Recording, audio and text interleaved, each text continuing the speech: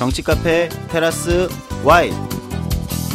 예, 반갑습니다. 조성주입니다. 한 달 만에 뵙는 것 같은데요. 오늘도 여전히 강은주 작가와 함께하고 있습니다. 네, 청취자 여러분 반갑습니다. 네, 반갑습니다. 강 작가입니다. 한 달 만에 뵈니까 정말 첫 방송하는 기분이네요. 좀. 예. 그동안 어떻게 지내셨어요, 조 사장? 저야 뭐 늘 바쁘게 지내죠. 당에서 뭐 연구소 역할하고 강연 다니고 그렇게 지내고 있습니다. 저희가 이제 3번 방송을 하고 이번이 4번째 한 달 만에 만나 뵙는데요.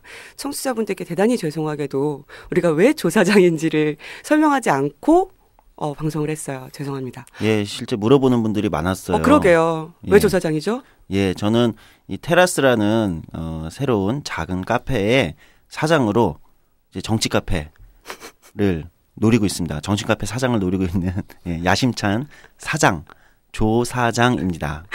아니, 그렇더라도 옆집 카페 출장도 좀 다녀오셨어요. 예, 종종 대타로 출장 가는데요. 갈 때마다 틈틈이 지켜보고 있어요. 어떻게 하면 여기를 먹을 수 있을까? 이런 생각하고 있습니다. 카페 커피는 맛있던가요? 커피 맛은 비슷해요. 네.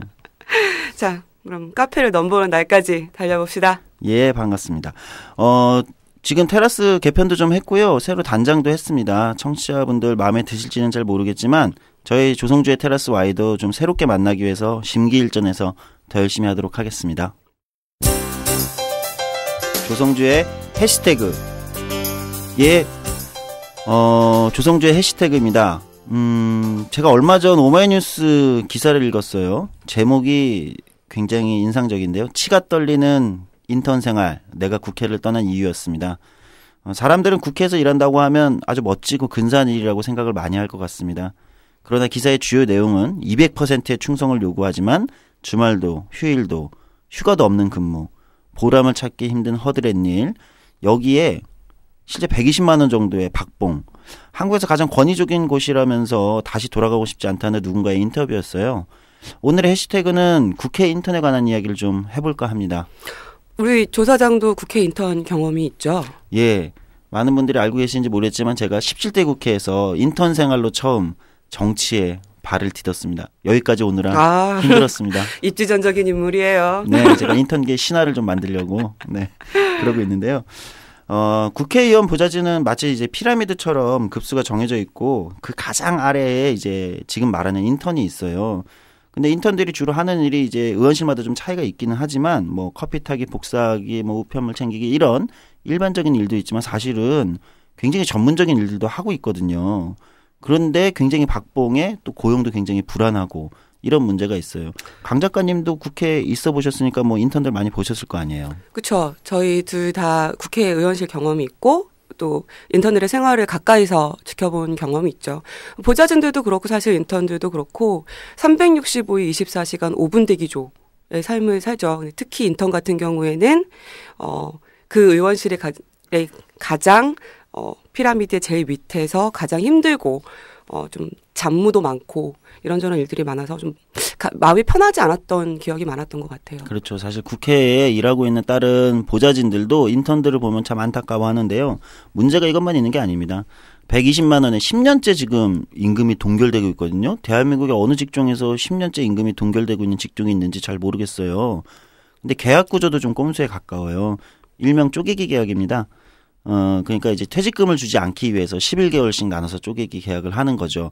그러다 보니까 퇴직금을 못 받는 경우도 굉장히 많고요. 사실상 어떻게 보면 요즘 말이 많은 이제 열정페이, 열정착취라고 볼 수 있을 것 같고요. 인사권은 이제 국회의원이 전면 갖고 있지만 고용계약은 또 국회 사무처랑 하는 굉장히 독특한 구조로 되어 있죠. 맞아요. 그러니까 국회의원 회관에 300개의 의원실이 있고 직원이 9명이고 사장이 1명인 회사가 300개가 몰려있는 벌집 같은 구조거든요. 근데 특히 이제 여성 인턴 같은 경우에는 뭐 외모에 대한 이야기라든가 복장 이런 것도 굉장히 많고요. 특히 손님을 접객하는 일들을 맡기는 경우도 있고요. 모 의원실에 뭐 여비서가 예쁘다더라 이런 소문 나면 사실 좋게 보이진 않거든요. 네. 그런 일들을 가까이서 본 경우가 많았던 것 같아요. 그래서 이런 문제 때문에 저희 정의당의 미래정치센터가 지원을 하면서 국회에도 인턴들의 노동조합이 생겼습니다. 일명 국회 인턴 유니온, 요즘 이제 제일 유행하는 조직의 이름입니다. 국회 유니온이라는 이름을 달아서 국회 인턴 유니온이라는 노동조합을 국회 인턴들이 직접 결성을 했어요. 그래서 국회 사무처하고 정식 법적인 이제 단체 교섭, 노동조합이 회사와 교섭하듯이 단체 교섭을 이제 시작을 했다고 이야기가 들리는데요. 이 미래정치센터와 국회 인턴 유니온이 같이 실태 조사를 했는데 네, 지난 10월에 하셨죠. 네. 네, 내용이 어떻든가요? 굉장히 놀랐어요. 일주일에 70시간 이상 일하는 비율이 13%, 60시간 이상이 17%. 그러니까 이제 30% 정도가 일주일에 60시간 이상 일하고요. 50시간 이상 일하는 경우까지 하면 한 70%가 50시간 이상씩 일을 하고 있었습니다. 노동 강도로 따지면 정말 대한민국에서 최고인 공간이 국회죠. 네, 그렇습니다. 거기에다 이제 각종 차별 경험도 많았어요. 특히 이제 아까 강 작가님 지적해 주셨던 여성 인턴들 같은 경우는 성역할 강요라든지 성차별 같은 것들 경험해봤다는 사람들이 16명이 나왔고요. 학력 및 학벌 차별도 꽤 많았고 아주 드물게는 지역 차별도 있었다고 하네요. 대한민국에서 가장 권위적인 공간이라는 단어가 정말 마음에 들어 박히더라고요. 실제 이렇게 군대 같은 조직이 있을까라는 생각이 들 정도거든요. 그래서 사실은 진보 정당의 보좌진들을 다른 정당 보좌진들이 많이 부러워하는 편이기는 했어요. 네, 그렇죠. 진보 정당은 그나마 이제 월급도 국회 사무처에서 정해진 것만이 아니라 다른 이제 그쵸. 구급 비서 정도와 동일하게 추가로 주기도 하고 다양한 교육 기회나 또는 거기서 승진하는 기회도 많이 부여하고 있긴 합니다. 그렇죠. 그리고 좀 더 수평적인 관계도 있으니까요. 많이 부러워했던 기억이 나요. 네, 맞습니다. 이 국회 인턴 유니온이 이제 국회 사무처 정식 교섭에 들어가고 있는데요. 교섭의 요구 사항은 가장 대표적인 건 저임금. 지금 뭐 최저임금에 딱 맞춰서 내년에도 126만 원 딱 맞춰서 주겠다는 거거든요. 그러니까 사실상 동결이죠. 최저임금을 위반할 수는 없으니까 최저임금에 딱 맞춰 주겠다는 건데 이제 저임금 문제 개선과 그다음에 아까 말씀드린 이제 퇴직금을 주지 않는 쪼개기 계약, 그다음에 이제 인턴 제도 자체가 좀 개선돼야 되지 않을까 이런 요구들을 이제 하고 있는데 인턴 제도 자체가 사실 좀 문제가 있다고 보여요. 그렇죠. 인턴이라는 자체가 한국 사회 전반적으로 사실은 문제가 되는 거고 거기에 국회도 빠질 수 없는 거죠. 근데 지금 이제 단협이 진행 중이라고 말씀을 하셨는데 단협이 되면 어떻게 바뀌죠? 일단은 상견례를 끝냈고 아마 다음 주에 첫 교섭을 시작을 할 것 같은데요. 이 단협을 한다는 거는 청취자분들 어떻게 들리실지 모르겠지만 이건 법적인 구속력을 갖는 겁니다. 단체 협약은 근로기준법이나 취업규칙보다 상위에 있기 때문에 협약을 맺으면 그게 법적 구속력을 협약을 지키지 않으면 사업주가 처벌받게 되어 있어요. 그래요? 그럼 여기서 사업주는 과연 국회의원이냐, 국회 사무총장이냐 법적인 논쟁이 발생할 수 있지만 뭐 근로기준법상으로 보면 이제 국회 사무총장이 법적인 사용주다. 왜냐면 고용계약서를 그렇게 맺으니까요. 그렇게 해서 단체 협약을 통해서 인턴 제도 자체의 개선, 임금 인상, 그다음에 이제 고용 불안 해소 이런 것들을 좀 명문화하려고 지금 열심히 국회 인턴들이 직접 발로 뛰면서 본인들의 요구를 쟁취하기 위해서 싸우고 있습니다. 인턴 유니온 조합원 중에는 진보정당 인턴만 있는 건 아니죠? 그럼요. 물론 이게 정의당 미래정치센터, 제가 소장을 있는 미래정치센터에서 지원을 한 거지만 그건 지원을 한 거고요.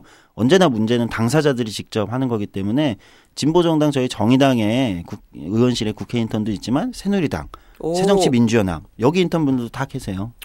그 좀 약간 좀 신선한 느낌이 들긴 하는데 그 의원님들이 좀 협조적이었으면 좋겠네요. 네, 근데 처음에는 큰 관심이 없었는데 최근에 몇몇 의원분들도 이게 관심이 생기셔서 문의가 들어오고 있어요. 의원님들이요? 예, 어떻게 하면 도울 수 있냐. 그러니까 역시 당사자들이 직접 나서서 자기의 권리를 요구하고 싸워야 연대도 생기고 이렇게 되는 것 같아요. 그러네요. 네.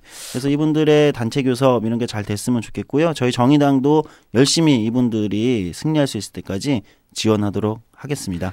그렇죠. 노동의 권리에는 소외나 예외가 없어야 한다. 그리고 정당의 정파 이런 것도 없다. 뛰어넘어서 함께할 수 있다. 그렇죠. 이런 사례를 보여주는 좋은 사례가 아닌가 생각합니다. 예, 오늘 해시태그 여기까지 해보겠습니다. 네.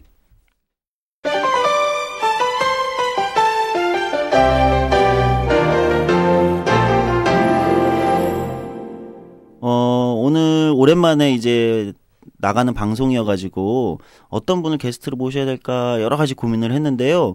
지금까지는 뭐 소설가분들 모셨고 그다음에 이제 철도 기관사분 모시기도 했고 이렇게 했는데 오늘 지금까지 역대 게스트 중에 역대라고 해도 이번이 4번째밖에 안 됩니다. 그럼에도 불구하고 역대 게스트 중에 가장 젊고 또 팩이 있는 분입니다. 사실 이분 굉장히 유명한 분이에요. 청취자분도 어떨지 모르겠지만 이 청년운동 또는 뭐 요즘 이런 쪽에서는 아주 이름이 드높으신 분입니다. 오늘 게스트 소개시켜드리겠습니다. 민달팽이 유니온 청년 주거 문제를 가지고 활동하고 있는 민달팽이 유니온의 임경지 위원장님 모시겠습니다. 반갑습니다. 안녕하세요. 반갑습니다.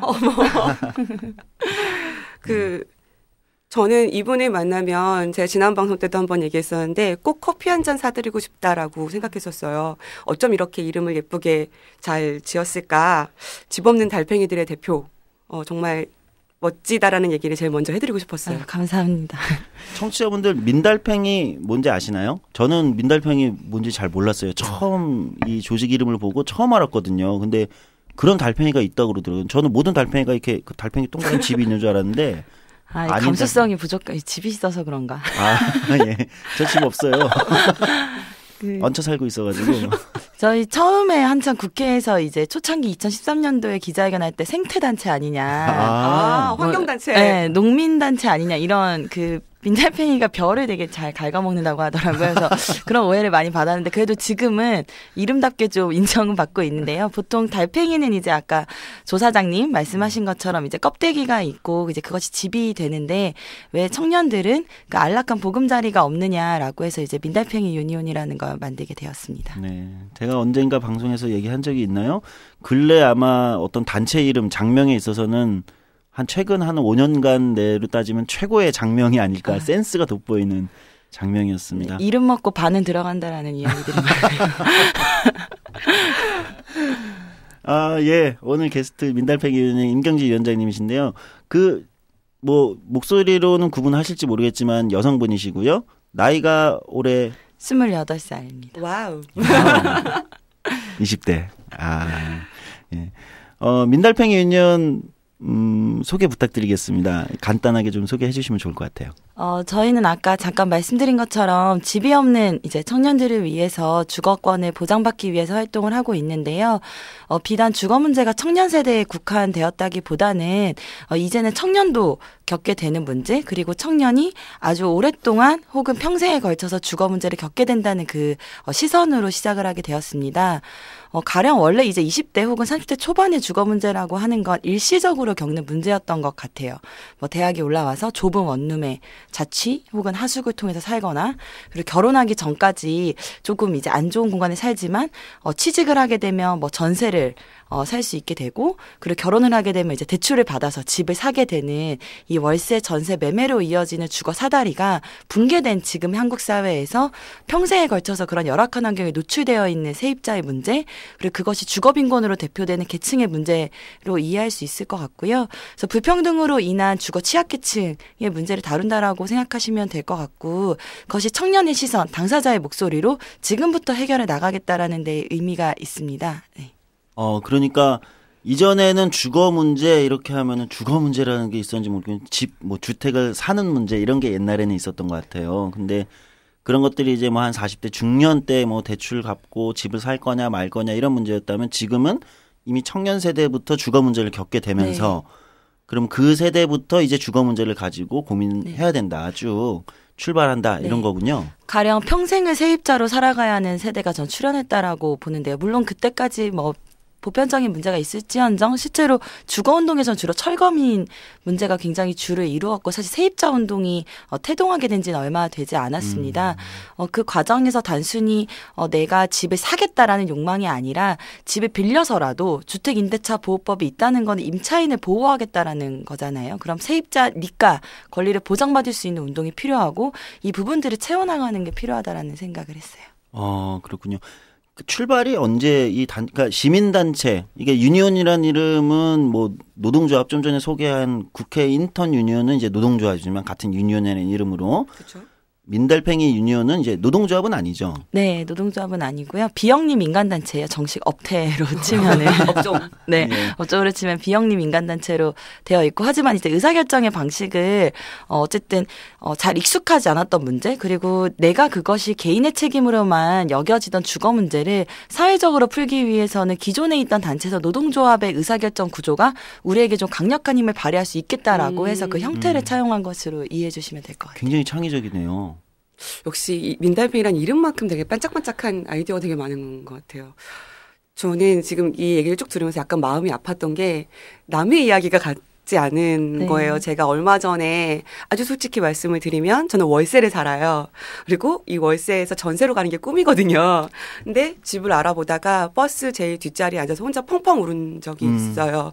그러면서 왜 우리 엄마도 나도 30년이 지났는데 집 걱정을 해야 되는지 모르겠다. 그리고 아주 건방졌구나 내가. 감히 돈도 없는 주제에 이 서울에서 볕이 잘 드는 소담한 집을 꿈꾸었구나라는 생각이 들면서 건방졌네요. 되게 속상하더라고요. 그래서 언제 뭐 내가 집을 가질 수 있을지 없을지 모르겠지만 방금 이 얘기 듣는데 되게 가슴이 시린 느낌이 많이 들었어요. 저도 집 없이 산지 너무 오래돼가지고 월세 뭐 또는 친구 집에 얹혀 살고 이렇게 산지 너무 오래돼가지고 저는 사실은 뭐 전세도 좀 반은 포기했고요. 그냥 월세로 계속 살겠구나.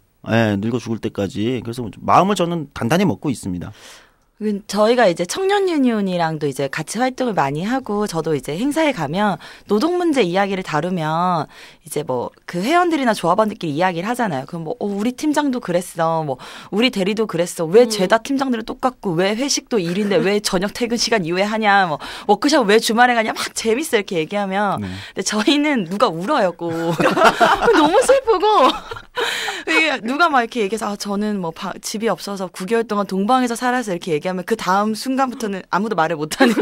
자기 그렇게까지 못 살아봤거든 사실은. 근데 이게 사실 너무 슬픈 게 약간 사회의 문제고 구조적 문제라고 하면은 덜 슬플 것 같거든요. 그러니까 화가 나고 같이 토로하고 덜 부끄럽고 내 책임이 아닌 것 같으니까. 근데 여전히 주거 문제는 나의 문제 혹은 내 부모의 문제로 연결이 되니까 이게 되게 자칫하면 굉장히 상처받는 질문이 되는 것 같은 거예요. 사실 저희가 하고자 하는 건 개인의 책임으로만 남아두었던 문제 같은 걸 사실 내 집 마련으로 대표되던 한국 사회의 주거 문제 해결? 왜 꼭 내 집을 마련해야 되냐? 우리 집을 빌려서 잘 쓸 수는 없는 거냐라는 질문으로 전환하는 것. 그리고 적어도 이제는 정말 가벼운 술안주거리로 난 그런 데 살았는데 나 이번에 부동산 가는데 뭐 그런 일 당했다. 이런 게 사회의 책임이고 구조적 문제라는 걸 좀 얘기를 하는 게 제일 우선인 것 같아요. 그런 점이 저희도 아까 유니온의 방식이 적합하지 않나. 장기적으로 임대인과 교섭도 해봤으면 좋겠다. 그렇네요. 제가 사실은 그 은행 대출을 알아보고 버스에서 펑펑 우는데 제 친구가 전화를 했어요. 집 어떻게 됐어? 내가 포기해야 될 거라 같아. 돈이 없어서라고 했더니 그 친구가 괜찮아, 너 열심히 살았어. 네 탓 아니야.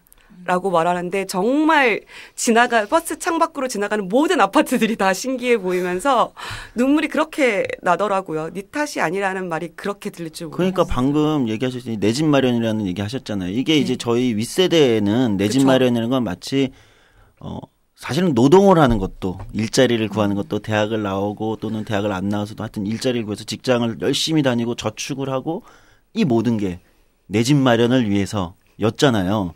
근데 지금은 이렇게 많은 집들이 있는데 저렇게 화려하고 저렇게 많은 집이 있는데 내 집 마련이라는 건 불가능해진 게 된 거잖아요.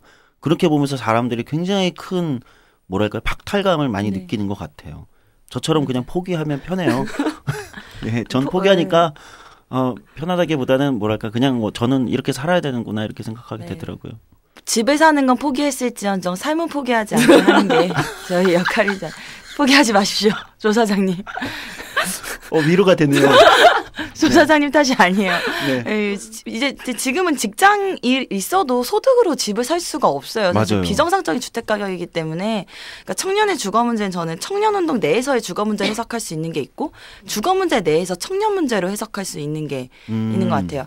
가령 이제 청년운동 혹은 청년 문제 내에서 주거 문제라고 하는 건 가장 소득을 유실시키는 비중인 거죠. 사실 소득 불평등이 아니라 자산 불평등을 온몸으로 겪고 있는 이 세대가 겪고 있는 문제라고 한다면 이 주거 문제에서의 청년이라고 하는 건 가계부채가 1200조가 넘은 상태에서 이미 자신이 부채를 상당수 많이 지고 나서 사회에 진입을 하게 되는 청년들에게 살 수 없는 세대가 출현한 거다. 이렇게 저는 봐도 이게 응집된 것 같거든요.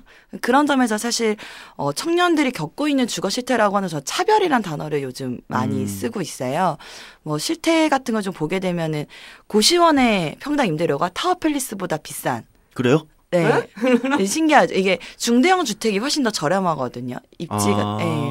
소형 주택은 주로 도심에 있고 또 보증금이 없고 이렇기 때문에 훨씬 더 임대료가 높은 수준으로 설정이 되어 있어서 오히려 소득이 낮은 사람들이 찾는 그리고 자산이 많이 없어서 보증금이 없는 고시원 선택할수록 더 월세를 많이 내야 되는 이 기형적인 구조가 있는 거죠. 뭐 월세뿐만 아니라 전세에서 월세로 전환할 때도 큰 평수 아파트일수록 전환율이 더 적어요. 그러니까 가령 뭐 50평짜리 아파트를 전세로 월세로 전환할 때보다 5평짜리 원룸을 전세에서 월세로 전환할 때 그 차이가 훨씬 큰 전월세 전환율이라고 하거든요. 이런 통계치들이 있고 관리비도 하물며 아파트는 법도 좀 보장이 되어 있고 물론 김부선 씨가 그렇게 난방 열쇠가 될 수 있던 건 법이 있기 때문에 싸울 수 있는 건덕지가 있지만 원룸은 그렇네요. 그럴 수가 없는 거예요. 완전히 제도에 사각지대에 있거든요. 아 그럼 원룸은 난방 열쇠가 나올 수가 없는 거예요? 네, 뭐 예를 들어 저희가 소송을 해야 되는 거예요. 가령. 그러니까 이거를 법이라고 하면 이제 내가 문제가 있어서 행정부가 실태 조사를 하게 되면 법적 근거가 발생하면 개입을 할 수 있는 여지가 있는데 그렇죠?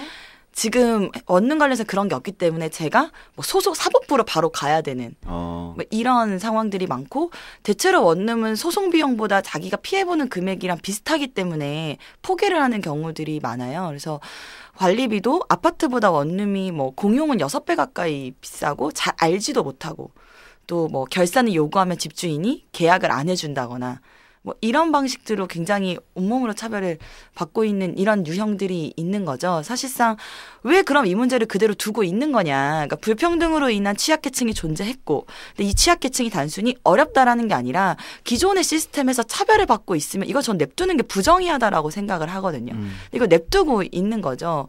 이런 점에서 이제 사실상 저희가 어떻게 문제를 개입을 할 것이냐라고 했을 때 뭐 최경환 경제부총리는 이제 LTV DTI를 규제를 완화했죠. 취임하자마자. 그 대출받아 집 사라 이거 아니었어요? 그거는? 네. 2014년 7월 2일에 취임하시자마자 그 발표를 하시고 지난 1년에 20, 30대 주택담보 대출이 가장 많이 올랐고요. 그리고 1년 사이에 20대 워크아웃 개인 파산이 유일하게 증가세를 보이고 있습니다. 그러니까 그게 그런데 최경환 경제부총리는 내가 1년 동안 가장 잘한 일은 주택시장을 활성화한 거다. 가령 거래 자체는 빚을 많이 지게 하고 대출하면서 거래가 활성화됐을지언정 그 사람들이 집을 어떤 형태로 살고 있느냐 다 빚이라는 거죠. 이게 정상적인 건가. 그랬는데 행보주택은 행보주택대로 지금 깨지고 있고 저출산 대책에서는 또 말도 안 되는 노동개혁이 저출산 대책이다. 뭐 이런 얘기들을 하고 있는 거죠. 그런 점에서 실제로 저희가 얘기하는 건 단순히 지금 상황이 어려우니까 이거를 탈출해야 되겠다가 아니라 지금 사는 사람들이 자기의 삶의 경로를 세입자라도 설계할 수 있도록 하는 것들이 필요하지 않나. 전 그게 적어도 집이라고 하는 건 좀 안정적이어야 되지 않나 이런 생각이 들어요. 그러니까 사실 저는 솔직하게 어떤 생각까지 들었냐면요. 일자리는 잠깐 없어도 되는데 집은 잠깐 없으면 노숙자가 되는 거잖아요. 그러니까 고용보험이 있는데 뭐 주택보험 이런 건 없잖아요. 그렇죠. 그렇죠. 그러네. 네. 실업급여 받으면서 잠깐 버틸 수 있어요. 그렇죠. 근데 집은 없으면 정말 그 막막하더라고요. 저도 솔직히 고백하는데 동아리방에서 한 반년 넘게 1년 넘게 이러면 저 이상 누가 집 어렵다고 얘기 못 한다니까. 예. 버스 뒷자리에 앉아서 펑펑 울었던 거 죄송합니다. 급사가드리고요. 근데 저도 이제 전세금 대출을 알아보러 은행에 갔더니 정말 넥타이를 목 끝까지 조여맨 아저씨가 저를 보면서 집을 사세요.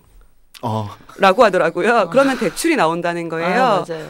그러면 그 집값을 제가 가진 건 그 집값이 한 20% 정도밖에 안 되는데 그러면 집을 사세요. 그러면 저희가 대출을 해드려요. 하지만 전세는 대출을 못 해드려요. 맞아요. 이게 무슨 악순환인가요? 그리고 제가 작가라고 하지만 제가 고정적인 소득이 있는 임노동자가 아니잖아요. 우리 같은 사람은 그 빚 갚다가 목매어 죽는 거예요. 그렇네.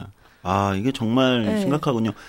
좀 전에 그 최경환 부총리 이후로 20, 30대 대출하고 20대 워크아웃도 늘어났다. 이거는 굉장히 마치 이 정부가 얼마나 청년들을 대상으로 착취하면서 실제 뭐 청년들을 위해서 또 뭐 노동 개혁을 한다고 나오고 그들을 위해 뭐 임금 피크제를 해야 된다고 얘기하고 이렇게 하는 게 얼마나 모순적인지가 드러나네요. 아니 박근혜 대통령이 지금 젊은이들이 일자리를 못 찾고 고용이 불안하고 결혼도 엄두도 못 내서 가슴에 잃었죠. 사랑이 없어진다. 아니 사랑을 하려면 집이 있어야 될 거 아니야. 길바닥에서 만족할 수는 없잖아. 당연하죠. 얘기가 좀 이상한데요. 왜 그래? 반값 모텔 유니온이 나오길 기대합니다. 저희가 아직 좀 정책 부담이 있어서 그것까지 못하겠고 누가 이렇게 약간 해적판으로 좀 해주면 좋겠는데. 반값 모텔 유니온. 네. 저희 항상 선거쯤에 공약 이런 게 개발 이제 조합원들이랑 하면은 안 빠지는 주제예요. 반값 모텔 집을 안 줄 거면 모텔비라도 나 어떻게 이런 말 하면 안 되는데. 네. 네. 알겠습니다. 저희는 안 합니다. 네.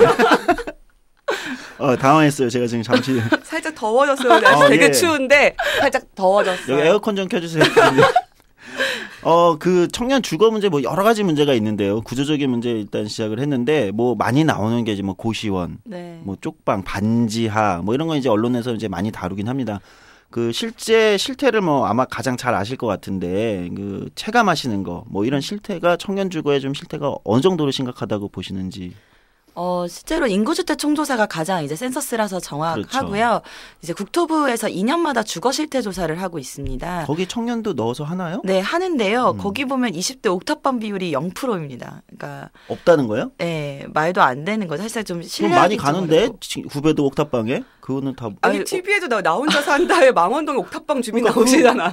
그분 그 뭐죠? 육종. 장미여관 그분 네, 맞아요. 옥탑방 아니에요? 맞아요. 근데 주거 실태 조사 표본 조사인데요. 거기 안 나와요. 그래서 사실상 좀 오래된 자료이지만 센서스가 그나마 정확해서 이제 그 수치로 말씀을 드리면 주거 빈곤이라고 하는 개념이 있습니다. 이제 주거 환경을 나타내는 거고 주거 빈곤이라고 하는 거는 이제 최저 주거 기준 미달이거나 반지하 옥탑 그리고 주택 이외 거처. 이 주택 이외 거처가 고시원 그다음에 뭐 비닐하우스 뭐 이런 이제 유형들을 얘기를 아까 해요. 동아리방은 안 들어가요? 들어가죠. 거기 이제 기타 시설일 거예요. 기타 아마 시설. 할 때는 기타 시설일 거고 그다음에 실제로 청년들이 사는 곳 중에 불법 건축물이 많습니다. 그러니까 주택이라고 적용되지 않은 부분들이 있어요. 가령 예를 들면 그러니까 자기는 원룸인 줄 알아요. 그러니까 형태는 원룸일 텐데요.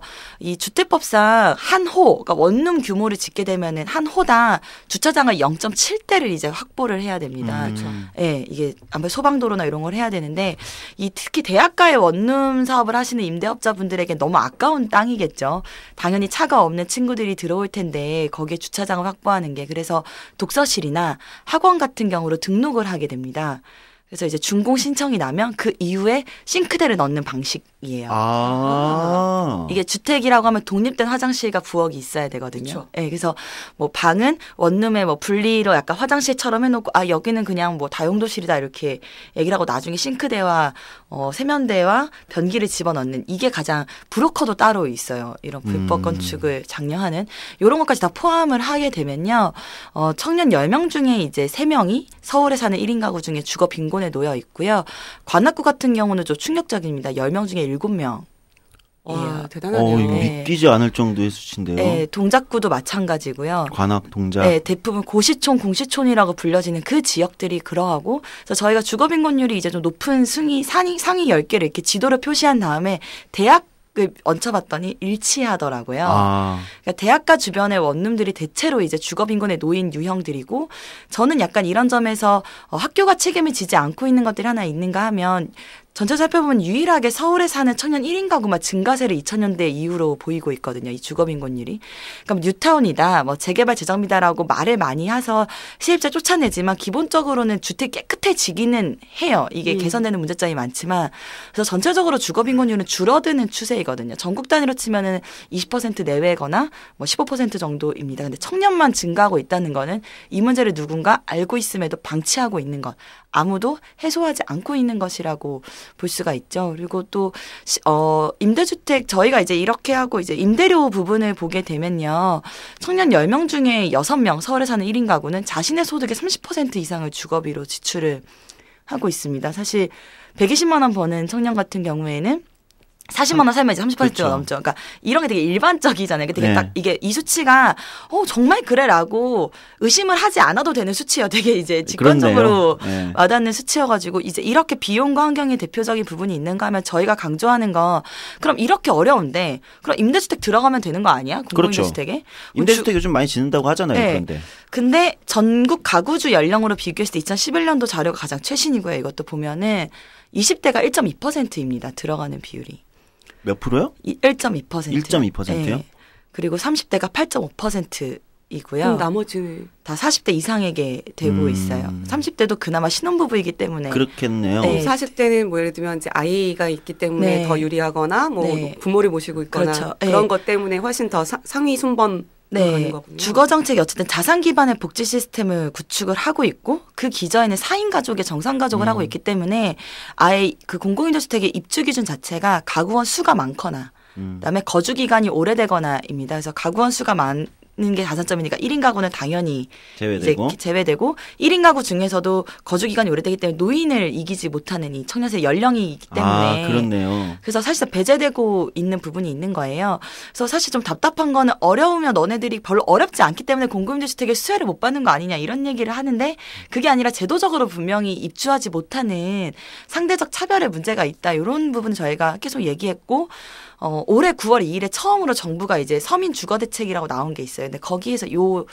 근거가 이제 확인이 되었습니다. 이제 드디어 인정을 한 거죠. 아, 정부가 네. 드디어 인정을 네, 했군요. 드디어 지금의 제도상 청년 특히 1인 가구는 상대적으로 배제될 수밖에 없다라는 게 이제 처음으로 정부에서 공식적 언급을 했군요. 네, 해서 그나마 다행이에요. 그래서 나온 게 행복주택인데 아, 이게 갈 길이 멀죠. 어쨌든 그럼에도 불구하고요. 상황이 계속 어려움에도 불구하고 제가 알기로 민달팽 유니온이 몇 년간 이 제도 문제 제기를 하고 싸워왔기 때문에 결국 처음에는 정말 눈도 깜짝 안 했을 거 아니에요. 정부가. 이명박 정부 때도 그렇고 박근혜 정부도 아마 초창기에는 눈도 깜짝 안 했을 텐데 이제 공식적으로 어쨌든 제도적으로 소외되고 네. 있고 문제가 있다라는 걸 공식적 언급을 네. 했다는 건 굉장히 큰 성과가 있는 거네요. 네, 저는 문제를 잘 해결하기 위해서는 같은 진단을 내려야 된다라고 이 문제를 어떻게 다룰 건가.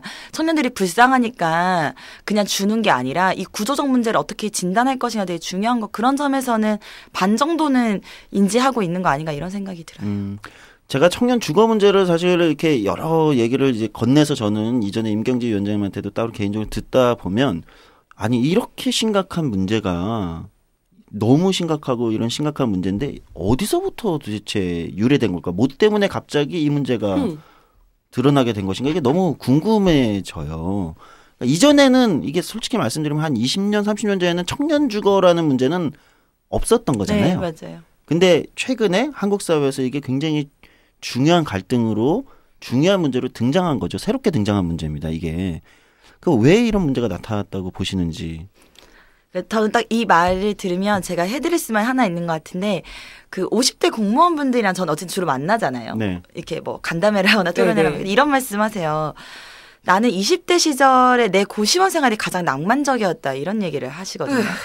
근데 저는 이분의 말을 이해할 수 있을 것 같은 게 정말 지방에서 막 대가족에 시끌시끌 살고 간신히 방이 없다가 처음으로 서울에 유학을 와서 자기 방이 몸- 생긴 네, 거군요. 거예요. 그분한테는. 그리고 그분이 그걸 낭만적으로 기억할 수 있는 건 지금 잘 살기 때문이죠. 자기가 어느 정도 소득도 있고 가족도 꾸려질 수 있었고 뭐 아파트에 살고.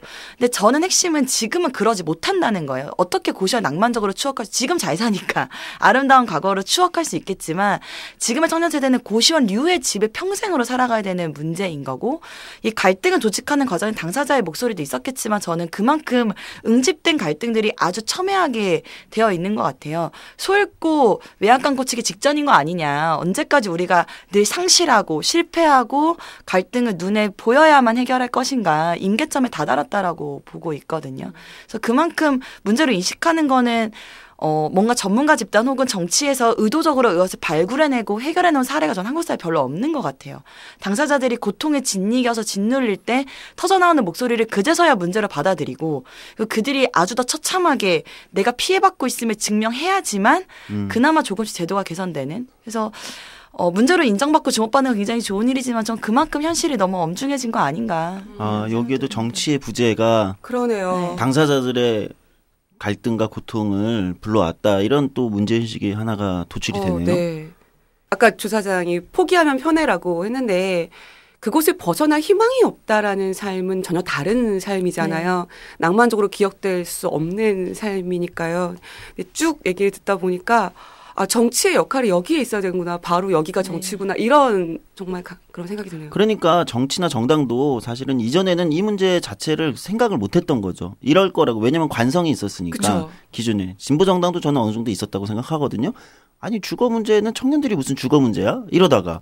근데 사실은 이렇게만 보다가 포착하지 못하고 정작 당사자들은 굉장히 힘들고 여러 가지 갈등 속에 방치되어 있다가 이제 그 목소리가 이제 민달팽이 유니온이나 이런 걸로 터져 나오게 되니까 저희가 급급하게 모시게 되었습니다. 예. 그 민달팽이 유니온이 이런 이제 여러 가지 제도 개선을 위한 싸움도 하시고 이슈 파이팅도 하시고 또 당사자들 모아가지고 뭐 토론회도 하시고 법도 만드시고 뭐 여러 가지를 하시는 걸로 알아요. 그거 외에도 다양한 걸 하시는 걸로 알고 있는데 상담도 하시죠. 주거 상담도 되게 많이 하시는 걸로 알고 있어요. 네, 상담은 저희가 이제 서울시의 전월세 보증금 지원센터 임대차 분쟁 조정위원회라고 있어요. 2년 전에 이제 열었고 이게 처음으로 행정기관에서 연 이런 센터거든요. 일종의 이것도 주거 상담 센터고 근데 이게 2년 동안 16만 건을 했다고 해요. 상담을. 어마어마하죠. 어마어마하네요. 진짜. 네, 그리고 초기 3개월은 비서울이 40%였대요. 아. 네, 다른 지역엔 없으니까 사람들 그냥 전화하고 보는 거예요. 이 정도로 되게 이제 뭐 청년뿐만 아니라 일반 세입자가 그랬는데 보면 제가 전수조사를 받았거든요. 근데 20대, 30대 별로 비율이 없어요. 근데 그 이유는 20, 30대가 주거 분쟁이나 주거 상담을 안 겪는 게 아니라 내가 이거 상담 신청조차 할 게 아니라고 생각하는 것 같은 거예요. 그러니까 사실 문제라고 인식이 되어야지 내가 나도 문제를 겪네라고 하지만 내가 원룸관리비 5만 원 나도 모르게 내는 게 문제인가? 그냥 내야 되는 거 아닌가? 이런 생각을 해서 저희는 주로 좀 이슈를 정해서 이제 상담을 많이 해드려요. 근데 이제 좀 안타까운 게 저희도 상담 인력이 더 많으면 더 많이 해드리고 싶고 사실 상담이라고 하는 게 그냥 문제를 발굴하는 게 아니라 정말 내담자를 잘 이해해야 되잖아요. 오죽하면 민달팽이 유니온에 오겠어요. 사실 뭐 얘네가 뭐라고 찾다 정말 방법이 없는 사람들이 저희를 온다라는 이제 생각을 하고 있어요. 그래서 사실 되게 많은 건수는 아니고 1년에 한 50건 정도를 좀 충실하게 잘 하자 이게 내적인 목표고 근데 뭐 조금 초과되긴 하고 이제 하는데 재밌었던 상담들이 몇 개 있어요. 가령 이제 원룸관리비 이제 저희가 이슈를 막 제기하다가 상담을 쭉 한꺼번에 받거든요. 공동으로 대응할 것들이 있는지 없는지 확인을 해야 되니까. 근데 했는데 수도세가 이분이 2달 동안 한 게 13만 원이 나온 거예요. 수도세가 2달에 13만 원이요? 네, 수도세 원래 2달마다 나오거든요. 그래서 이제 임대인이 이제 사는 그냥 이게 쭉 고지서를 주는데 13만 원 나온 거예요. 그래서 목욕탕도 아니고 이거 무슨 대중목욕탕 온천수를 하냐 막 이런 얘기를 찜질방인가요? 그래가지고 그래서 이제 그 전체 50세대였어요. 그래서 이제 그 건물에 전체 수도세를 제가 떼봤어요. 그 뗄 수 있거든요. 상수도 사업본부 가시면 집주인 이름과 건물 주소 치면 나옵니다. 그래서 하니까 대충 계산하니까 맞아요. 그러니까 집주인이 많이 가져가는 구조가 아닌 거예요. 보니까 뭐 가령 5만 원 나왔는데 너 13만 원 내 이게 아니라 실제 13만 원이 실제로 나온 이게 계산해보기에 맞는 거예요. 그래서 이게 왜 이러지 봤더니 이게 바로 불법 건축물이었고 독서실이었던 거예요. 근데 웃긴 게 수도세가 독서실이면 단가가 2배예요. 가정용보다. 그리고 가정용은 개별 계량기가 있잖아요. 네. 근데 영업용 하나니까 누진세까지 붙어버린 거예요. 아하. 그래서 임대인은 이 나온 걸로 그냥 사람 수를 나누니까 그게 맞는 거예요. 근데 어쨌든 이건 임대인이 자기가 부당하게 이익을 취하기 위해서 용도를 영업용으로 한 거잖아요. 그렇죠. 그래서 이제 이걸 어떻게 해결할까 하다가 근데 또 안타까운 건 불법 건축물을 신고하면은 초기에 신청한 용도대로 변경할 때까지 매일매일 벌금이 붙는 이행강제금으로 되고 있습니다. 그거는 집주인한테 붙을 거 아니에요. 근데 쫓겨나죠. 그럼 대체로. 집주인은 사실 그럼 내가 굳이 주택으로 할 이유가 없고 그래서 싱크대를 빼버리거나 이런 그럼 저렴한 주택이 그나마 있는 저렴한 게 없어지는 방식. 이게 저렴 주택의 멸실이다 보통 이렇게 표현을 하거든요. 너무 고민이 되는 거예요. 신고를 하면 집주인이 이 벌금을 내기 위해서 세입자 쫓아내는 방식을 택하는 게 아주 쉬운 방식이잖아요. 네. 그래서 어떻게 할까 하다가 세입자들 일단 모여서 임대나 교섭을 한번 해보자 했어요. 그래서 그 세입자분의 설득을 해서 근데 사실 어쨌든 이 세입자가 그걸 하면은 또 엄청난 고통에 직면하잖아요. 임대인이 당연히 괴롭힐 거고. 그렇죠. 그래서 저희가 같이 편지를 썼어요. 이제 집주인이랑 그 임대인들한테, 세입자들한테 다 돌렸어요, 몰래. 이제 10만 원 이제 공략을 해야 되잖아요. 대충 5만 원 나온 사람들은 반응을 잘 안 해서 10만 원 이상 나온 사람들은 집중 공략을 한 거예요. 그래서 이제 밤에 만나서 치킨집 앞에서 그냥 서서 얘기를 막 하고 그렇게 해서 10명이 모였다가 5명이 모였다가 6개월 정도의 장장 걸치는 거에서 결국 5명이 남았어요. 그래서 임대인을 불렀죠. 이제 저희는 일종의 이걸 소환이라고 생각을 합니다. 그래서 그 근처에 있는 할리스 카페에서 임대인을 소환을 했어요. 그래서 일단 첫 번째가 젊은 사람들이 어른 약점 잡고 이러면 안 된다. 그렇죠. 네, 그다음 두 번째는 나만 그런 게 아니다. 이 되게 전형적인 패턴. 그렇죠. 그 교과서 같은 게 있나 봐. 그러니까 그래가지고 막 얘기를 해서 1시간 정도 해서 이제 저희는 신고를 하지 않겠다. 그러면은 깎아달라. 그리고 이제 그 상수도사업본부 가면은 자기 그 수도 배관이랑 내가 이용한 그 계량 그 수를 입력하면은 적정 가격이 나오거든요. 네. 그래서 우린 그거대로 할 거고 그 적정 이제 수도요금 평균인 뭐 한 달에 3만 원 이상을 넘지 않겠다. 뭐 이렇게 이제 했어요. 그래서 계약서를 썼어요. 그래서 이제 갱신을 한 거죠. 일종의 임대인하고. 그렇게 했는데 임대인이 오케이 하고 신고를 안 하겠다고 했는데 이제 이때부터 5명을 괴롭히기 시작한 거예요. 이전에 또 괴롭혔지만. 거군요, 그러니까. 네, 네. 그래서 부모님한테 전화해서 네 애가 민달팽이나 이상한 빨갱이들처럼 이상한 짓을 하고 있다고 저한테도 맨날 전화해서 내가 국회의원 누구 아는데 막 저도 아는데 내가 구청장을 아는데 막 이래가지고 너무 괴롭혀서 너무 세입자 힘들어하는 거예요. 그래서 세입자 나와야 되겠다. 이제 임대인이 100만 원 줄 테니 나가라고 한 거예요. 선택을 한 거죠. 100만 원 받고 나갈 거냐? 아니면 100만 원은 일종의 뭐 위로금 쪽 네. 같은 건가요? 이건 무슨 노동자들이 해고됐다가 복직투쟁하고 네, 일종의 그 복비와 이삽이죠. 우리 영어는 복비와 이삽이죠. 복비와 이삽이 그렇네요. 그래서 얘기를 하다가 이제 세입자분들이 너무 스트레스 많이 받고 대충 계약이 좀 남아 있는 분들이 많이 없어서 2달 정도 미리 나오는 거라서 이게 작년 6개월 정도에 걸친 싸움이었어가지고 그래서 그거를 나오고 신고하고 나왔어요. 와우.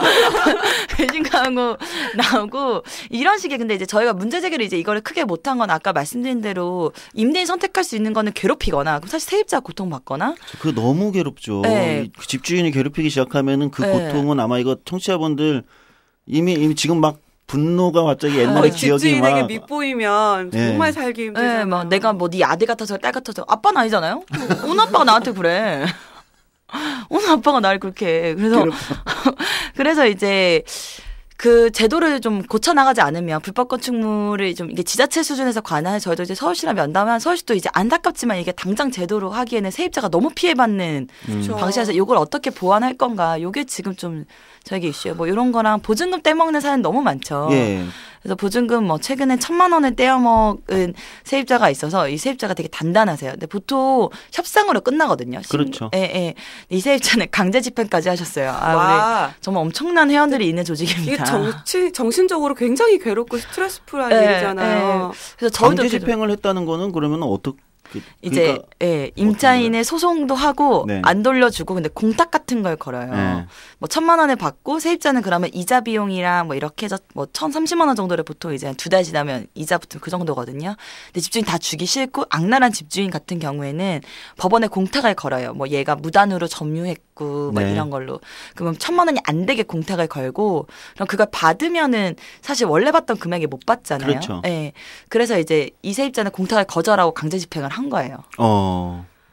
네, 엄청난. 근데 이 집주인 되게 상습범이더라고요. 그래서 이거를 저희가 공개적으로 뭐 블랙리스트 같은 걸 좀 해볼까. 뭐 블랙 기업처럼 송년유니언처럼. 그런 것도 괜찮네요. 네. 근데 이게 사업자 등록을 대부분 안 해서 저희가 명예훼손에 걸릴 수가 있겠더라고요. 집주인 그렇게 정보를 공개하게 되면 그래서 지금 좀 그런 게 고민. 그런 것도 제도적으로는 문제네요. 아니 네. 보증금을 상습적으로 떼먹는 집주인의 명단을 공개할 수 없다는 거예요. 이게 상식적으로 납득이 되십니까? 저는 너무 분노스러운데요. 솔직히 말씀드려서 제가 청년유니언 출신이지만 아니 아르바이트 임금체불은 뭐 이렇게 X가 뭐 그렇게 어마어마한 경우는 별로 없잖아요. 근데 보증금은 보통 너무 목돈이잖아요. 네. 피눈물 나는 돈인데 이거를 상습적으로 떼먹는. 네, 너무 나빠요. 그 할머니는. 할머니예요? 할머니인데 명인 아들이고 이게 또 되게 복잡한. 그렇겠네요. 네. 또 명의는 아들로 되어 있고 실제 관리는 할머니가 하고 있고. 할머니가 하시고. 저는 지금 어떤 생각이 들었냐면 저도 보증금이 일부 있고 월세를 내는 집에 살고 있는데 네, 저 보증금을 안 준다고 저 집주인 할머니가 그럼 어떡하지? 순간적으로 가슴이 턱 하고 막히는 기분이에요. 그러니까 뭐 블랙 뭐가 하더라도 한두 푼이 아니잖아요. 맞아요. 살면서 내가 쇼핑하고 소비하는 것 중에 가장 비싼 물건이 일 것 같은데 그걸 안 준다고 생각하니까 눈앞이 캄캄해질 것 같아요, 정말. 사실 임대업자들한테는 그 1,000만 원 푼돈일 텐데 뭐 집이 몇십 채씩 있으면서 그걸 안 주려고.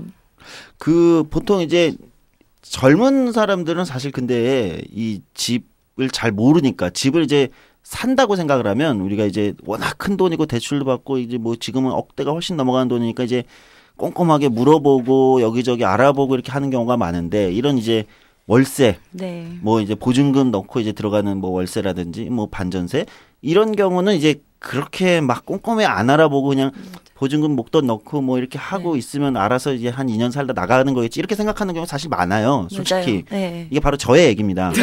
네, 저는 그렇게 생각하거든요. 저는 성정의 문제도 있는 것 같아요. 되게 좋은 단어다. 뭔가 좀 귀찮은 거 싫어하고 네. 뭐 이렇게 복잡한 거 이게 계산 이렇게까지 복잡하게 해야 돼? 맞아요. 세상이 그렇게 어실하진 않을 거야 이렇게 생각하는 저 같은 사람한테는 이제 그런 경우가 많아요. 그러다가 이제 아까 말씀하신 것처럼 큰 이제 피해를 보는 네. 경우가 많은데 그런 이제 이 방송을 듣고 있는 청취자들한테 그렇게 뭐 월세로 들어간다 하더라도 이런 거는 꼭 챙겨라. 이런 거는 꼭 확인은 해야 된다. 이런 거 얘기해주고 싶으신 뭐 팁 이런 게 있으시다면 어떤 게 있을까요? 일단 그 계약하실 때 이 건물이 어떻게 깨끗한지 그리고 실제로 내가 연락한 집주인이 정말 집주인인지를 확인을 하셔야 돼요. 가령 이런 건데 아까 명의가 아들이고 할머니잖아요. 다행히 이제 혈연 관계니까 문제될 게 크게 없는데 대리인을 내세우거나 이럴 때 대리인을 확인하지 않으면 대리인이 먹고 나를 때도 있어요. 그러니까 집주인도 속이는 경우가 있는 건데. 중간에. 네. 뭐 가령 이게 부동산으로 쇼핑한다는 거네요. 네. 그러니까? 부동산 관리인들이 많이 이제 가끔씩 하시는 건데 제가 만약에 이제 강 작가님 제가 집주인이에요. 그럴 일은 별로 없지만 강 작가님 우리 세입자고 우리 조사장님이 이제 관리인이에요. 그럼 제가 이제 제 명의인데 조사장님이 저를 속이려고 한 거예요. 그래서 계좌를 월세 일로 보내라고 하는 거예요.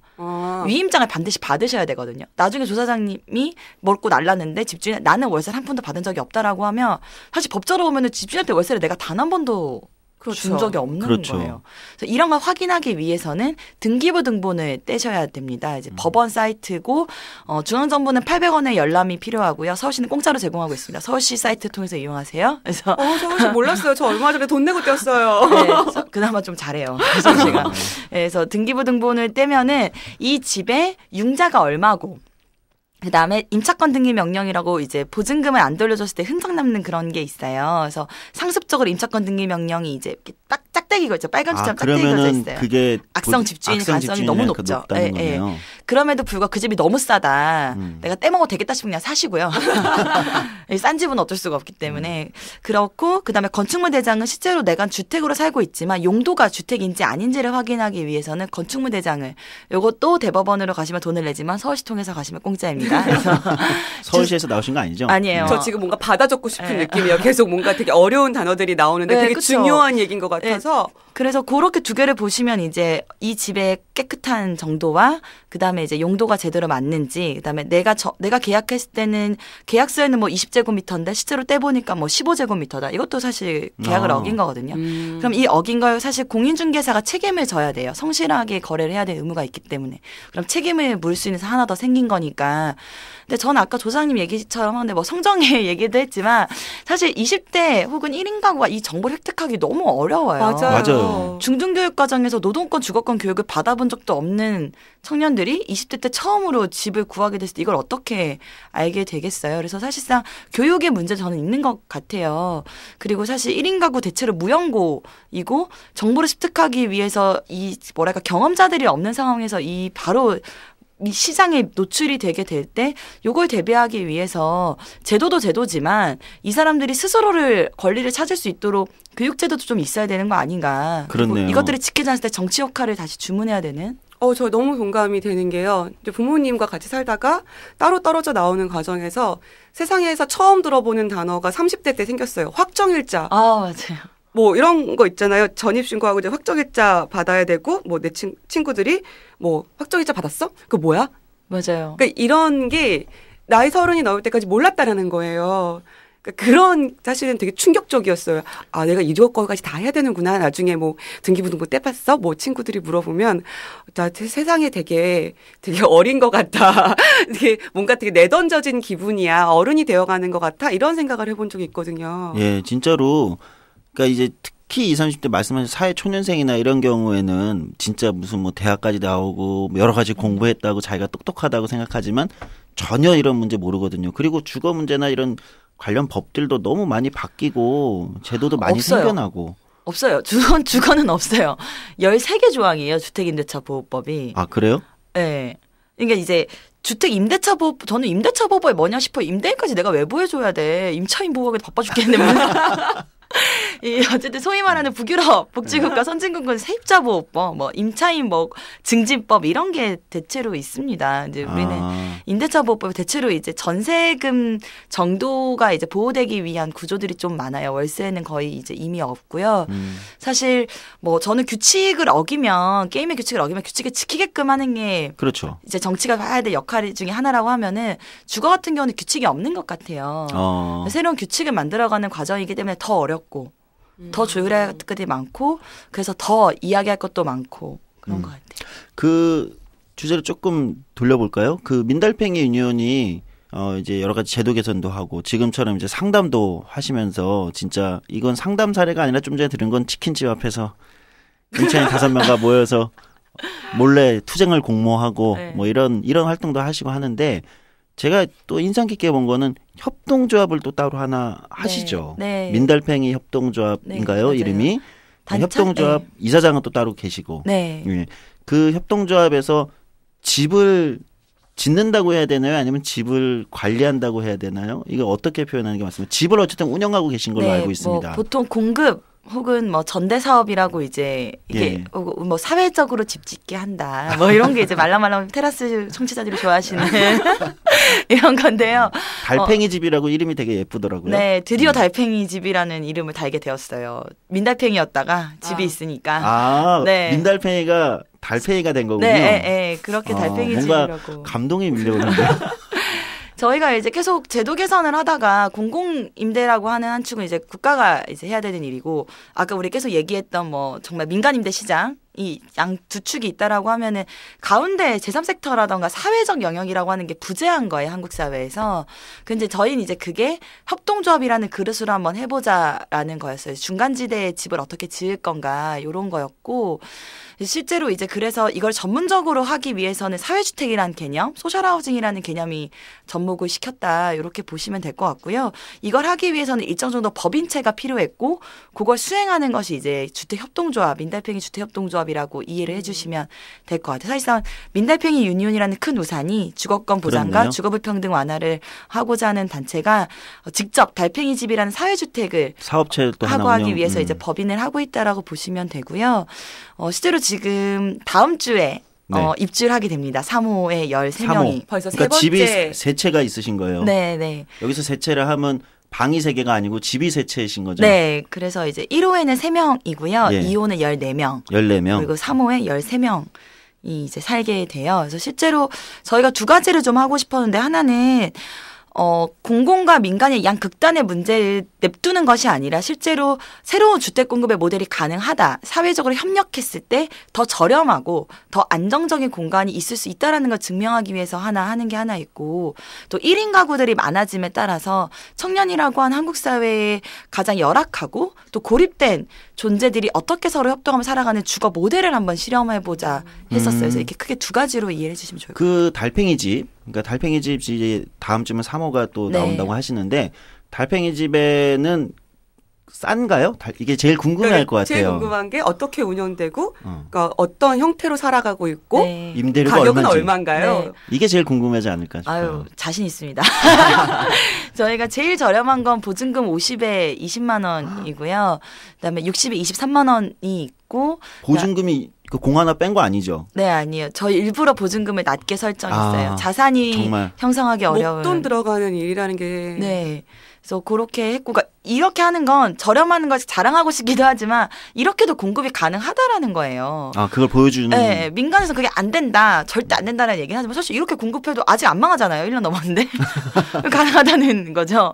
그래서 이제 3호는 1인실이 있어요. 그래서 네, 저희가 지금 공유주택 형태예요. 아까 잠깐 서두에 말씀드린 것처럼 큰 평수의 주택이 작은 평수의 주택보다 더 저렴합니다. 그래서 가령 원룸 2개보다는 방 2개짜리가 더 저렴한 거죠. 그래서 가령 방은 따로 쓰더라도 거실과 부엌, 화장실을 좀 나눠서 쓰면 훨씬 더 저렴하고 거실 공동체를 촉진하고 외롭고 무섭게 살아가는 세입자에게 조금 더 안정감을 줄 수 있지 않을까 이런 고민이었고요. 그래서 2인 1실 기준이 1호는 조금 방이 작아서 이제 50에 20이고요. 2호는 조금 커서 60에 23이고 3호 집은 1인실이 있어요. 2인실도 있고 가격대는 다 그 정도예요. 뭐 80에 뭐 25, 28 뭐 요 정도로. 그래서 보증금은 월세 기준에 2.5배로 잡고 있습니다.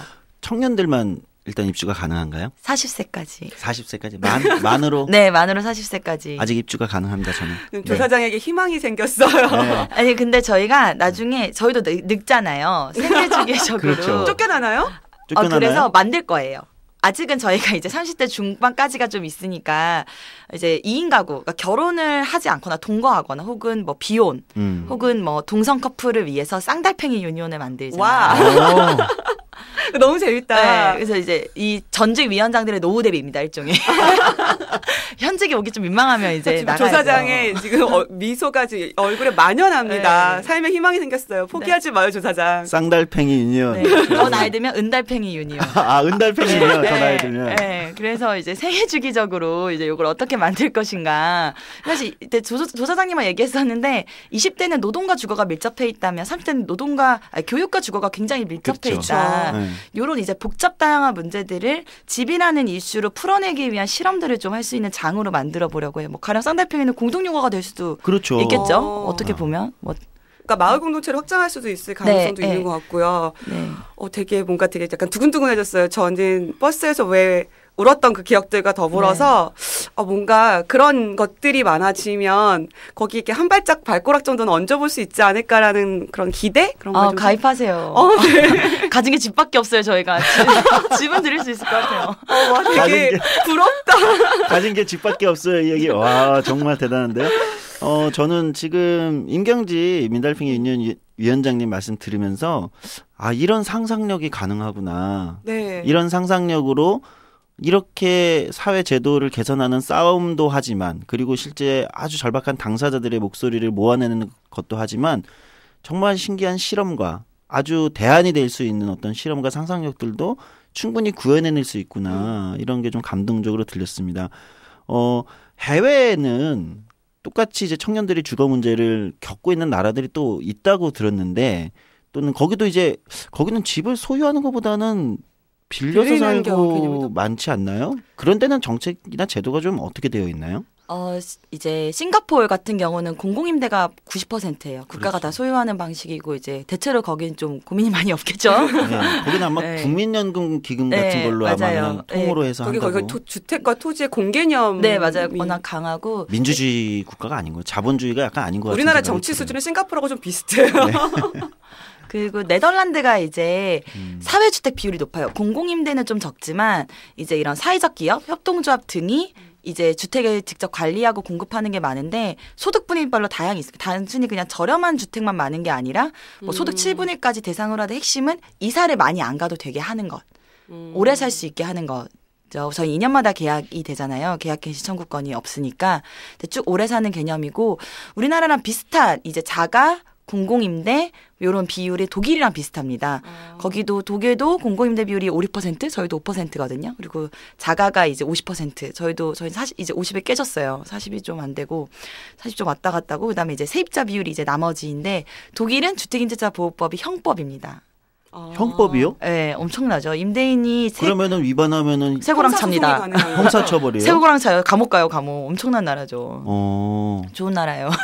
그래서 독일 같은 경우는 임대료 상한제도 있고요. 또 세입자를 쫓아내려면 정당한 사유를 내야 돼요. 그 정당한 사유가 뭐냐면 내 친족, 뭐 이제 혈연 관계가 집이 없어져서 얘가 부득이하게 여기 살아야 되는 경우가 아니라면 세입자 쫓아낼 수가 없습니다. 그래서 굉장히 좀 비슷한 독일 유형이랑 이제 민간 임대 시장은 좀 비교할 만하고요. 사회주택의 지향적으로 봤을 때 네덜란드 사례를 많이 참고를 하고 있어요. 그 해외에도 한국은 사실 보증금 전세와 이런 것 네. 개념이 굉장히 강한 나라라고 들었어요. 그리고 네. 아무렇지도 않게 억 단위가 뉴스에 맞아요. 나오는 나라잖아요. 1년에 억을 모으려면 한 달에 거의 800에서 1000만 원씩 저금을 해야 되는 세상인데 그런 보증금 같은 게 해외에도 있나요? 아니요. 전세제도는 대체로 전쟁 이후에 많은 나라가 겪었던 문제인데요. 이렇게 오랫동안 전세를 보편적으로 하는 나라는 우리나라랑 루마니아였나? 근데 이렇게 야만적인 건 우리나라밖에 없어요. 네, 이렇게 전세 목돈을 이렇게 저금리 시대까지 아무 국가가 보호하지 않고 대체로 보증보험 같은 걸 하거든요. 일본 같은 경우도 그런 식으로 제도를 월수로 탄력적으로 운영했는데 가장 야만적인 나라에 살고 있는 것 같아요. 저는. 아, 특히 20, 30대 안 그래도 비정규직이나 실업자로 노동 문제나 일자리 문제로 고통받는 20, 30대 청년들이 주거 문제도 이렇게 야만적인 곳에서 살고 있다면 어떻게 대한민국을 스스로들 헬조선이라고 안 부를 수가 있겠습니까? 예, 그런 생각이 들었습니다. 이제 너무 시간이 막 금방 지나가고 있어요. 1시간이 벌써 훌쩍 가버렸는데요. 예. 민달팽이 유니온이 이제 이런 다양한 사업들을 하시면서 그리고 아주 그 당사자들의 밀접한 얘기들을 들으며 또는 그들의 목소리를 대변하며 싸우면서 추구하는 목표랄까요? 어떤 거를 추구하고 있다. 우리는 이런 사회가 좀 됐으면 좋겠다. 그런 거를 하나 말씀해 주신다면. 저는 아까 이제 강 작가님도 말씀하셨고 저는 요즘에 일상적인 질문, 그러니까 안부를 묻는 게 되게 어려운 것 같아요. 가령 친구들한테 너 요즘 뭐 해? 이런 말 하기 진짜 힘들잖아요. 그리고 이제 나이가 점점 들어갈수록 어디 사니도 이제 좀 민망한 상황이 되는 것 같아요. 저는 그런 안부를 묻는 게 정말 안부를 묻는 진리가 다가가는 사회가 되었으면 좋겠어요. 그래서 어디에 살든 그 사람을 의심하거나 혹은 그 사람의 삶을 부정하지 않고 빌려 쓰는 세입자라도 평생에 걸쳐서 안정적으로 살 수 있게, 그리고 적어도 집만큼은 그것들을 보다듬어 줄 수 있는 공간이 되었으면 좋겠다. 되게 추상적인 말이지만 적어도 저는 그게 가장 우리가 회복해야 될 마음의 따뜻함이지 않을까 이런 생각이 들어요. 네, 아 그렇네요. 요즘 뭐하니? 어디 사니? 어떻게 사니? 이렇게 안부 묻는 것이 서로 민망하지 않은 사회. 네. 그걸 위해서 우리가 무엇을 더 고민하고 또 새로운 고민을 해야 되는지 들어볼 수 있는 시간이었습니다. 저는 임경지 민달팽이 유니온 위원장님 오늘 이야기 들으면서 우리가 정당이 정치가 우리 사회가 앞으로 더 고민해야 되는 문제들이 무궁무진하구나. 그리고 그걸 해결해 나가는 방법도 또 한편에서는 무궁무진할 수 있구나. 이런 뭐랄까요? 희망의 가능성 같은 걸 많이 느꼈습니다. 강 작가님은 어떤 생각 드셨어요? 마지막 멘트를 듣고 나니까 굉장히 많은 고민이 드는데, 제가 부동산에 저는 집이 이러이러했으면 좋겠어요. 벌레도 없고 볕도 좀 들었으면 좋겠고 주방 구조가 이랬으면 좋겠고. 근데 그 부동산 사장님이 약간의 눈빛이 스쳐가더라고요. 돈도 없는 주제에. 맞아. 그러더니 그 이상 저에게 집을 소개해주지 않더라고요. 맞아요. 그러고 나서 벌레가 없어 이러고 가시더라고요. 근데 가난하다라는 건 컵 하나에도 취향을 가질 수 없는 거구나. 그런 생각이 들어서 마치 이런 사람들은 이 도시에 존재하지 않는 것처럼 정부 정책은 얘기하잖아요. 저는 그런 기분이에요. 어딘가로 숨어버려서 나오지 말아야 되는 벌레 같은 존재 같은 비참함이 들었어요. 집을 구하는 과정이 사람의 삶에서 좌절이나 희망을 거세하는 과정이 되지 않았으면 좋겠다. 맞아요. 나의 남루함과 비루함을 다시 확인하면서 좌절하는 과정이 쌓이고 쌓이는 일이 아니어야 된다라는 생각. 그것들이 되게 약간 쌍달팽이 유니온 얘기 듣고 약간 기뻐졌는데 꿈을 가질 수 있다라는 것, 좌절하지 않아도 된다라는 이야기를 오늘 너무 고맙다는 얘기를 해주고 싶어요. 저는 오늘. 네, 오늘 민달팽이 유니온의 임경지 위원장님 모시고 청년들의 주거 문제에서부터 우리가 겪는 대한민국의 주거 문제 많이 들어볼 수 있었습니다. 임경지 위원장님 마지막으로 우리 청취자분들에게 테라스 Y의 청취자분들에게 해주고 싶은 얘기 또는 같이 나누고 싶은 이야기 있다면 한마디 해주시면 좋을 것 같습니다.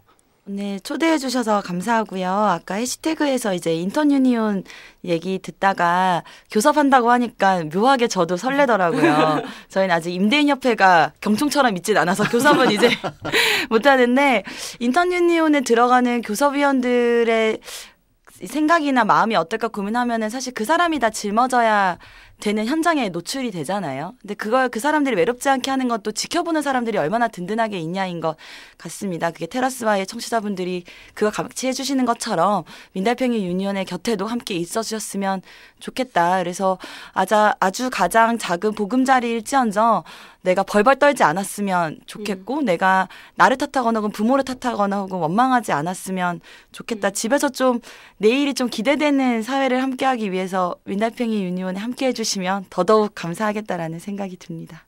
네, 와. 민달팽이 유니온 꼭 검색해서 찾아보시고요. 함께 해주시고 많은 관심 가져주셨으면 집 구할 때 좋겠습니다. 상담도 좀 네, 그럼요. 네. 빵 앱 말고 너무 친절하게 상담 그렇게 잘해줄 것 같아요. 네, 그렇죠? 그럼요. 오세요, 꼭. 예, 오늘 말씀 감사했습니다. 오늘 민달팽이 유니온의 임경지 위원장님 모시고 아주 재밌는 얘기 들어봤는데요. 청취자분들도 어떠셨는지 모르겠습니다. 지난 방송 청취 소감이 왔어요. 저희가 이메일로 방송에 대한 청취 소감들도 듣고 여러 가지 의견들도 듣고 있습니다. 지난 방송 나가고 나서 청취 소감 들어온 이메일이 인상적인데요. 30대 후반에 테라스형 애청자라고 밝혀주신 주연이.com에 어떤 이메일을 쓰시는 분인데요. 광장에 모이고 거리에 울부짖는 사람들이 그게 마지막 수단이라는 그것도 좀 이해해 줬으면 좋겠다 이런 얘기 하시면서요. 90년대 후반에 대학을 다니면서 보았던 수많은 문제들 그리고 거기서 느꼈던 죄책감들이나 안타까움을 자기는 아직도 간직하고 살고 있다. 그런 것들을 많이 얘기해 주는 방송이 되었으면 좋겠다. 이런 얘기 했습니다. 그래서 더 좋은 방송 해달라고 저희에게 부탁을 해주셨습니다. 이 외에도 여러 가지 응원의 목소리들이 있었는데 어떤 게 있었죠? 강 작가님? 네. 지난 방송이 우리 또 철도 덕후의 시베리아 횡단 철도 이야기였어요. 그래서 그 실제로 시베리아 횡단 철도를 타고 오신 분도 계시고 혹은 꿈꾸고 계신 분들의 이야기가 정말 많이 있었어요. 뭐 능력의 선율님, 누드연필님, 메이맘님 뭐 등등등 이렇게 많은 분들이 굉장히 흥미진진했다. 마치 같이 기차를 타고 가는 상상을 하는 것 같았다. 그리고 본인이 직접 모스크바까지 갔다 오신 그 청취자분들이 그때 생각이 너무 많이 난다. 이런 얘기를 좀 해주셔서 저희도 사실 방송한 보람이 좀 있었어요. 네. 오늘 방송처럼 오늘 방송도 이렇게 들으시면 고민이나 사연, 청취 후기 등을 테라스0@gmail.com 테라스0 그러니까 TRRACEYOUNG 테라스0@gmail.com으로 조선적 발음이 영 아닌가요? 네, 보내주시면 이렇게 꼭 소개해드리고 저희도 의견을 반영하도록 하겠습니다. 오늘 한 달 만에 진행된 방송이었습니다. 테라스 Y 강우주 작가님 어떠셨습니까? 마지막 엔딩 멘트 해주시면 좋을 것 같습니다. 한 달 만에 만나니까 좀 떨리기도 거짓말하지 말자. 사실 긴장을 많이 했어요. 너무 오래간만에 만나는 거고 그동안 사실 조금 잊고 지내기도 했었고 유 작가님의 이 역사 스페셜에도 청취율이 밀리면 안 되는데라는 부담도 좀 안고 왔어요. 근데 오늘 일단 저희가 게스트를 너무 잘 섭외한 것 같아서 기분은 좋고 그리고 청취자분들에게도 도움이 된 것 같아서 방송은 좀 뿌듯했습니다. 조사장 어떠셨어요? 네, 저도 한 달 만에 일단 청취자분들 만나게 돼서 그게 너무 반갑고 그동안 설레이는 시간들이었습니다. 오늘 즐거웠고 앞으로도 더 즐겁고 또 때로는 진지하고 날카로우면서도 상상력을 잃지 않는 그런 방송이 되도록 노력하도록 하겠습니다. 오늘 방송 들어주셔서 감사합니다. 감사합니다.